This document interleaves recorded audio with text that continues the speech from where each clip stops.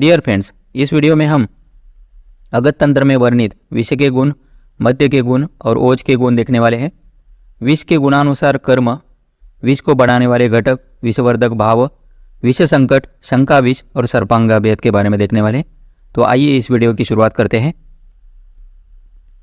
विष के गुणों की संख्या चरक संहिता, सुश्रुत संहिता, योग रत्नाकर और भाव प्रकाश में 10 बताई है। चरक संहिता में लघु, रुक्ष, आशु, विशद, व्यवायी, तीक्ष्ण, विकासी, सूक्ष्म, उष्ण और अनिर्देश्य रस, ये 10 गुण बताए गए हैं। सुश्रुत संहिता में चरक संहिता के समान गुण है, सिर्फ अनिर्देश्य रस की जगह पर अपाकीय गुण बताए गए हैं। योग रत्नाकर और भाव प्रकाश में सुश्रुत संहिता के समान ही गुण है।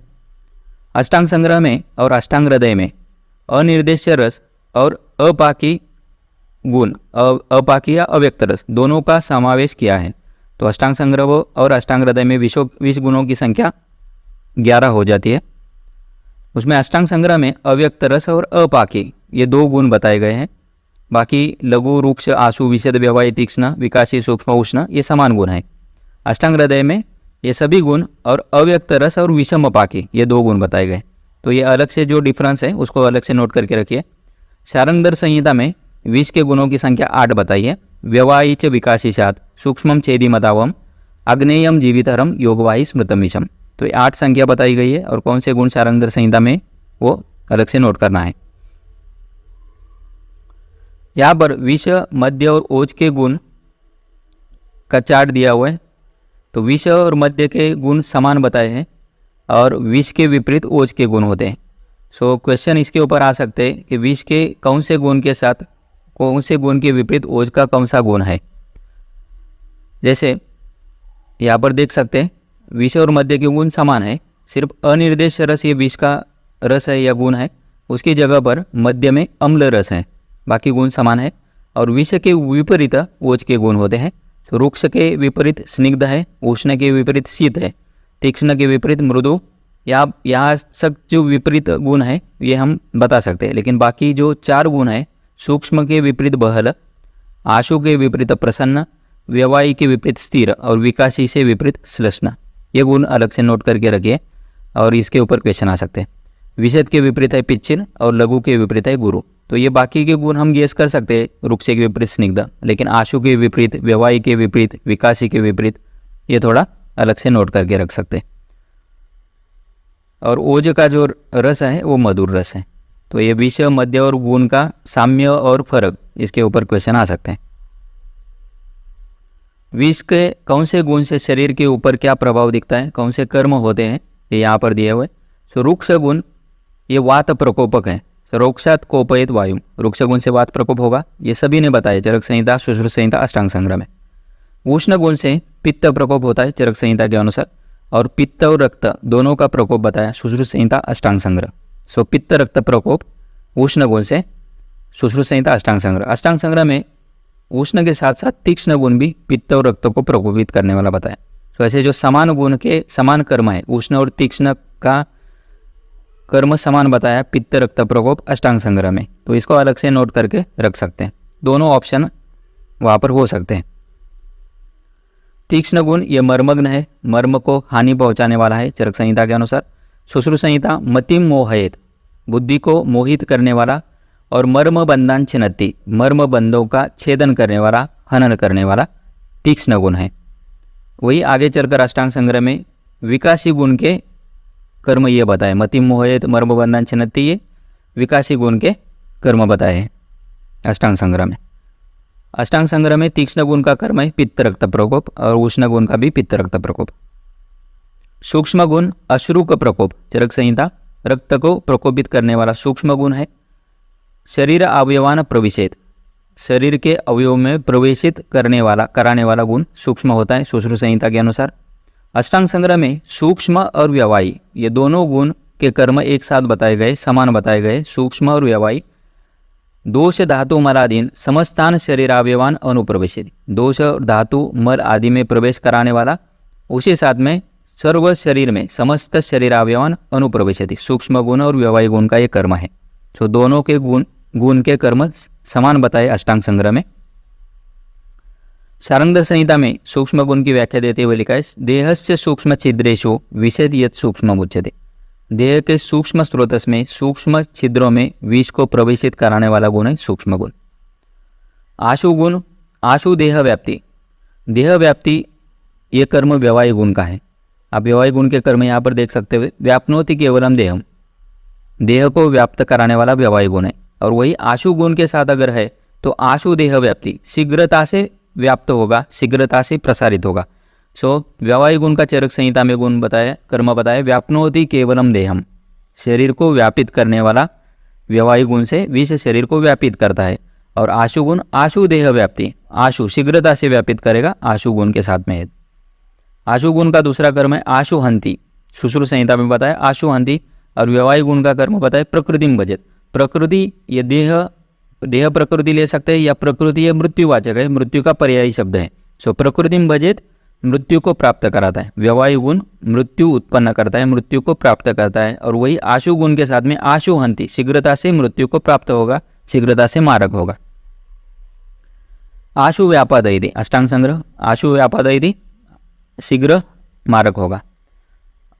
व्यवहाय गुण का कर्म है दोष धातु मलादीन समस्थान शरीरावयवान अनुप्रवेशति। सो व्यवहाय गुण और सूक्ष्म गुण दोनों का कर्म समान बताया अष्टांग संग्रह में। शारंगधर संहिता में व्यवहाय गुण की व्याख्या बताइए, पूर्वम व्याप्य अखिलम देहम तथा पाकम च गच्छति, शरीर में जाने के बाद पूरे शरीर में अखिलम देहम, पूर्वम व्याप्य पहले व्यापित होगा और उसके बाद उसका पाक होगा, ये व्यवहाय गुण के कारण होता है। विकासी गुण का कर्म है चरक संहिता, ये प्राणग्न है, प्राणों का हरण करने वाला गुण विकासी है। दोषान धातुन मलान क्षपयेत, दोष धातु मल का क्षपन करने वाला शुश्रु संहिता में बताए कर्म है। मर्म छेदेन मतिम व्यापयति, मर्म छेद करने वाला और मति को व्यामोहित करने वाला, मोहित करने वाला विकासी गुण बताए अष्टांग संग्रह में। और वही शुश्रु संहिता में ये कर्म तीक्ष्ण गुण के बताए, थोड़ा डिफरेंस नोट करके रखिए। शारंगधर संहिता में डेफिनेशन बताए, संधि बंधांस्तु शिथिलानि यत् करोति विकासितत् विश्लेष्य ओजच्च धातुभ्य, ओज को विश्लेषित करने वाला, अपने स्थान से विश्लेषित च्युत करने वाला, संधि बंधक को शिथिल करने वाला विकासी गुण है।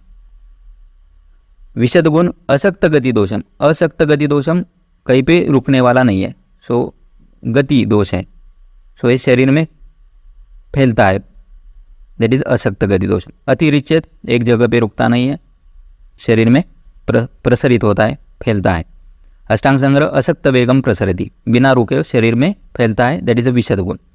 लघु गुण का कर्म है दुरूपक्रम, लघु गुण के कारण विषय दुरूपक्रम, दुरूपक्रम चिकित्सा के लिए कष्टप्रद होता है, दुचिकित्सा होता है, दूर निर्हरम उसको बाहर निकालने के लिए वो कष्टप्रद होता है लघु गुण के कारण, शरीर लघु गुण के कारण शरीर से बाहर निकालने में दिक्कत होती है, कष्टप्रद होता है, ये लघु गुण का कर्म है, लघु गुण के कारण होता है। अनिर्देश रस, ये चरक संहिता में और अष्टांग संग्रह में बताया है। अनिर्देश रस के कारण कफ प्रकोप होगा और अन्न रसांच अनुवर्तते शीघ्रम, शीघ्र ही अन्न रस को अनुवर्तित होता है, मतलब अन्न रस के साथ वो शरीर में फैलता है, ये अनिर्देश रस के कारण चरक संहिता में बताया है। और अष्टांग संग्रह में कफ प्रकोप करने वाला बताया है। अपाकी गुण, जो शुश्रु संहिता और अष्टांग संग्रह दोनों ने वो अपाकी गुण का समावेश किया है। शुश्रु संहिता में दुर्हरम च अविपाकित्वात्, अपाकी अविपाकी गुण के कारण ये शरीर से बाहर निकालने में कष्टप्रद होता है। तस्मात् क्लेशयते चिरम, इसीलिए वो क्लेशयते चिरम, ज़्यादा दिन तक वो शरीर को क्लेशित करते रहता है, हानि करते रहता है। सो ये अपाकी या अविपाकी गुण का कर्म शुश्रु संहिता में बताया है। अष्टांग संग्रह में अपाकित्वात् जराम नो याति, अपाकी गुण के कारण इसका पचन नहीं होता है, पाक नहीं होता है। तेन अव्यव्रतम अवश्यम मारयति, और इसके कारण, इसका पाक न होने के कारण जिसने भी इसको खाया है, तेन अव्यव्रतम अवश्यम मारयति, उसका हनन होगा, उसका मृत्यु प्राप्त होगा, वो मारक होगा। ये अपाकी गुण का कर्म अष्टांग संग्रह में बताया है।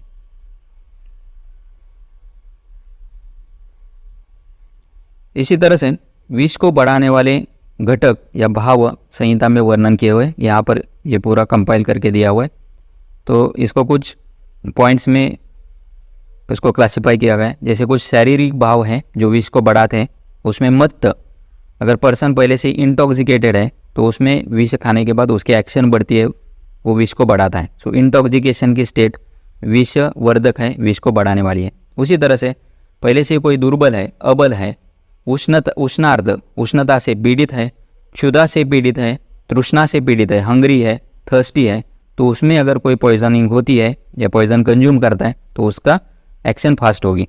विष को बढ़ाने वाले घटक है श्रम, एग्जॉशन, फटीग, एग्जॉस्टेड है, विष का प्रभाव बढ़ेगा। अजीर्ण की अवस्था है, इनडाइजेशन, वाटर स्टूल, अतिसार की अवस्था है, तो उसमें विष की एक्शन बढ़ती है। विष को बढ़ाने वाले ये घटक है। अजीर्ण की अवस्था, अतिसार की अवस्था विष बढ़ाती है। विषतुल्य प्रकृति है, विषतुल्य प्रकृति विष के समान प्रकृति पित्त प्रकृति है। सो पित्त प्रकृति ये विषवर्धक भाव है, पित्त से पीड़ित है। पित्त दोष ये विष समान दोष है, तो पहले से ही वो पित्त से पीड़ित है, पित्त व्याधि से जनित है, तो उसमें विष और ज़्यादा एक्ट करेगा, उसका प्रभाव बढ़ेगा। आतप से पीड़ित है, रुक्ष शरीर वाला है, और मदन कामेच्छा उत्पन्न होती है। कामेच्छा ये विष को बढ़ाती है। सो मदन ये विषवर्धक भाव है। उसी तरह से मानसिक भाव में भय, क्रोध और शोक ये 3 घटक विष को बढ़ाने वाले हैं। सो भय अब हम जानते हैं, सो भयम विषादेन, विषाद से भय की परीक्षा होती है। सो भय ये विषाद वर्धक है, विषाद जनक है, और उसी तरह से विष भी विषाद जनक है। विषाद जननत्वाच्च विषम इत्यभिधीयते। सो विषाद उत्पन्न करने के लिए उसको विष कहा जाता है, और भय भी विषाद उत्पन्न करता है, इसलिए भय विषवर्धक भाव में आता है, विष को बढ़ाने वाला है। क्रोध विष को बढ़ाने वाला है, शोक विष को बढ़ाने वाला है। काल, विषतुल्य काल, विषतुल्य काल वर्षा, वर्षा ऋतु जो है, वर्षासु अम्बुयोनित्वात्, अम्बुयोनि होने के कारण वर्षा काल ये विष को बढ़ाने वाला काल है। उसी तरह से ग्रीष्म ऋतु, उष्ण काल, ग्रीष्म ऋतु भी ये विष को बढ़ाने वाला है। तो उस कंडीशन में, उस काल में अगर पॉइजनिंग होती है तो ये विष को बढ़ाने वाले घटक हो सकते हैं। सर्वाणि जो उष्णे द्विगुणी भवन्ति, सभी जो उष्ण काल में सभी पॉइजन्स की पोटेंसी डबल हो जाती है। सर्वाणि विषाणि द्विगुणी भवन्ति जो उष्णे, उष्णे उष्ण ऋतु में, उष्ण काल में। सो उष्ण ऋतु, वर्षा, ग्रीष्म ऋतु, ग्रीष्म ऋतु में सभी पॉइजन की एक्शन बढ़ती है। सो ये विषवर्धक भाव है। दुर्दिन, क्लाउडी वेदर, ये भी विष को बढ़ाने वाला घटक है। अवस्था, स्टेज और स्टेट ऑफ हेल्थ। सो इसमें एज में बाल अवस्था और वृद्ध, ये दोनों में सेम मात्रा में विष लेने से विष की एक्शन बढ़ती है, विष का प्रभाव इसमें ज़्यादा दिखता है। बाल अवस्था में, वृद्धावस्था में, आतुर अवस्था में अगर पहले से कोई डिसीज्ड है तो उसमें विष की एक्शन बढ़ेगी। क्षीण है, इमेसिएटेड है, गर्भिणी अवस्था में और प्रमेह व्याधि में विष का प्रभाव बढ़ता है, विष की एक्शन बढ़ती है। दोष को देखते हैं तो पित्त और मारुत वृद्धि, पहले से ही पित्त प्रकोप हुआ है और वात की वृद्धि हुई है तो ये विष को और बढ़ाते हैं। सो पित्त ये विष के समान दोष है, और वात ये विष के एक्शन को बढ़ाना, जैसे विष वेग उत्पन्न होना है, समीरेण उह्यमानम तत्तु वेगांतरम स्मृतम। सो समीर ये वात एक धातु से दूसरी धातु में लेके जाने के लिए वात रिस्पॉन्सिबल है। सो वात बढ़ा हुआ है, पित्त बढ़ा हुआ है, तो विष वर्धन होगा।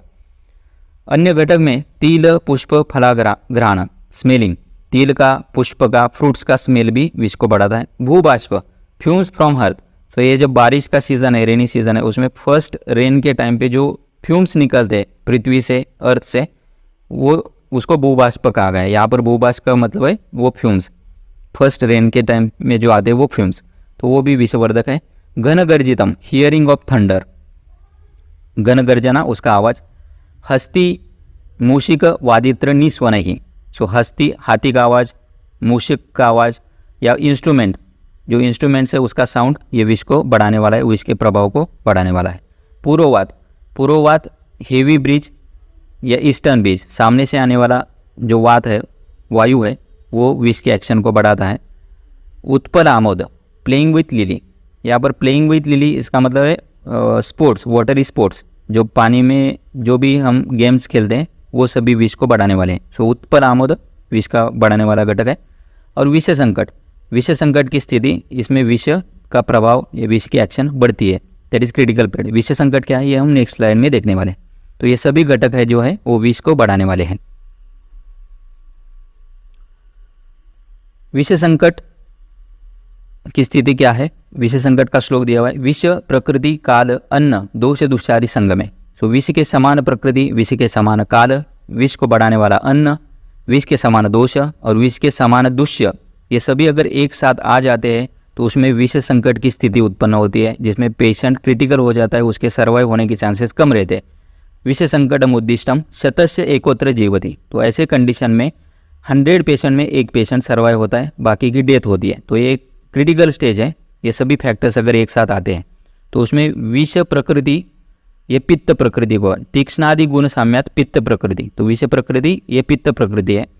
विष काल अम्बुयोनित्वाद वर्षा काल ग्रीष्म कालस्य, ग्रीष्म काल वर्षा काल ये विष काल बताए, विष को बढ़ाने वाले काल होते हैं। विषान्न कटु तीक्ष्णादि साम्यात, कटु आदि तीक्ष्ण गुण वाला जो आहार है, जैसे सरसप है, तिल है, कुलत है आदि का सेवन करने वाला अगर कोई पर्सन है तो वो विष को बढ़ाता है, विष के प्रभाव को बढ़ाता है। दोष गुण साम्यात पित्त, पित्त दोष है, ये विष के समान दोष है, विष को बढ़ाने वाला है और विष के एक्शन को बढ़ाने वाला है। और दूसरा तदाश्रयत्वात् रक्तम, सो पित्त का आश्रयी जो धातु है वो रक्त है, सो रक्त दूषित है पहले से ही, तो उसमें विष का जो प्रभाव है वो बढ़ेगा। और आदि शब्द से यहाँ पर क्षुध पिपासा दी अपतर्पणम चल रहे थे, क्षुधा पिपासा से ग्रसित है कोई, सो पित्त प्रकृति वाला पर्सन है, वर्षा काल में या ग्रीष्म काल में उसको पॉइजनिंग हो जाती है और वो उस तरह का आहार सेवन करता है, कटु तीक्ष्ण आदि सरसप तिल कुलत आदि आहार का सेवन करने वाला है, पहले से ही पित्त दोष प्रकोपित है, रक्त धातु दूषित है, क्षुधा से ग्रसित है, पिपासा से ग्रसित है या अपतर्पित है, तो उस कंडीशन में विष का प्रभाव बहुत ज़्यादा बढ़ता है और उसमें उसके सर्वाइव होने के चांसेस बहुत कम रहते हैं। तो उस स्थिति को कहते हैं विष संकट। शंका विष, शंका विष शंका से उत्पन्न होने वाला विष, तो यहाँ पर विष बाधा नहीं है, लेकिन शंका, शंका प्रभावादेव विषजनिका, चक्रपाणी टीका में लिखा है कि प्रभाव से शंका ये विषजनित है, तो वहाँ सिर्फ शंका है, विष बाधा हुई नहीं है। सो दुरांधकारे या दुर्गांधकारे विद्दस्य केनचित दष्ट शंका, दुर्गांधकारे घने अंधकार में अगर कोई जा रहा है, विद्दस्य अगर कोई प्रिक होता है, जैसे कोई पॉइंटेड ऑब्जेक्ट है, थॉर्न है, उससे प्रिक होने के बाद में दुरंधकारे विद्दस्य, घने अंधकार में जा रहा है, कुछ दिख नहीं रहा है और कुछ प्रिक हो गया, केनचित दष्ट शंका, केनचित निर्विषेना भी, या फिर कोई निर्विष क्रिएचर है, नॉन पॉइजनस क्रिएचर है और वो बाइट करता है, तो दष्ट शंकया, दष्ट शंकया विष सविष क्रिएचर से या सविष सर्प आदि से दष्ट होने की शंका उत्पन्न होती है। एक्चुअल में दष्ट हुआ नहीं है, निर्विष कोई सर्प है या फिर कोई क्रिएचर है या फिर कोई पॉइंटेड ऑब्जेक्ट है, इससे प्रिक होने के कारण, लेकिन दष्ट शंका, शंका उत्पन्न होती है और उस शंका के कारण विष के लक्षण उत्पन्न होते हैं, जैसे कि विषोद्वेगो, ज्वर, छर्दी, मूर्छा, दाह, ग्लानि, मोह, अतिसार, ये सभी लक्षण उत्पन्न होते हैं। उस स्थिति को कहते हैं शंका विष। और उसी समान और एक स्थिति बताई गई है, वो है सर्पांगाभिहत। सर्पांगाभिहत में यहाँ पर भी सर्प या सर्पदंश नहीं होता है, सर्प का बाइट नहीं होता है, स्नेक बाइट नहीं होता है, लेकिन सर्प का स्पर्श होने से सर्पांग संस्पर्शात, सर्पांग संस्पर्शात बहेन कुपितो अनिला, बिरोही सर्पांग संस्पर्शात बहेन कुपितो अनिला। सो सर्प का स्पर्श होता है, एक्चुअल में बाइट नहीं होता है, लेकिन वो भय के कारण वात प्रकोप होता है और उस स्थान में शोथ उत्पन्न करता है, उस कंडीशन को कहा जाता है सर्पांगाभिहत। So in person who is afraid when get touched accidentally by snake body part produces swelling due to aggravated vata by fear, this condition is known as सर्पांगाभिहत। सो ये भी भय के कारण उत्पन्न वाली स्थिति है, उसको सर्पांगाभिहत कहा जाता है। और दोनों की चिकित्सा समान है, शंका विष की और सर्पांगाभिहत, दोनों में शंका के कारण लक्षण उत्पन्न होते हैं, शोथ उत्पन्न होता है, तो चिकित्सा समान बताइए। यहाँ पर चिकित्सा देख सकते हैं, चिकित्सितम इदम तस्य कुर्याद आश्वासयन बुधा, सो आश्वासन, console the patient, so to relieve the anxiety and fear we have to console the patient. आश्वासन चिकित्सा करना है, उससे उसका फियर जो भय है वो कम होगा, उसका स्ट्रेस एंग्जाइटी कम होगी और उसके लक्षण कम होंगे। सीतादि मधवंतानाम पानम, सीता वैगंधिको द्राक्षा पयस्या मधुकम मधु, एक योग बताया उस वो पानार्थ देना है। सीता वैगंधिको शोधित गंधक, द्राक्षा पयस्या मधुक और मधु हनी, ये मिक्स करके पान के लिए देना है। समंत्र पूतांबु प्रोक्षणम, मंत्र पूतांबु प्रोक्षणम sprinkling of sanctified water over his body. So मंत्र से अभिमंत्रित जल उसके बॉडी के ऊपर छिड़काव करना है, प्रोक्षण करना है, उसे एक बल मिलेगा, मानसिक बल मिलेगा, साइकोलॉजिकल ट्रीटमेंट होगी। सो पानम समंत्र पूतांबु प्रोक्षणम सांत्व हर्षणम, सांत्वन और हर्षण ये चिकित्सा है। सांत्वन should be consoled again and हर्षण मेड हिम चीयरफुल, हर्षित करना ये भय के विपरीत है। सो उसको हर्षित करने से वो जो भय उत्पन्न है उसके लक्षण कम होंगे, ये उसकी चिकित्सा है। शंका विषय और सर्पांगाभेद की समान चिकित्सा बताए। आश्वासन शीतादि मदवांतानाम पानम मंत्रपुताम्बु प्रोक्षण और सांत्वन हर्षणम ये चिकित्सा बताई गई। So thank you very much friends. I hope so this video will be helpful for you. We will meet in the next video. Thank you once again.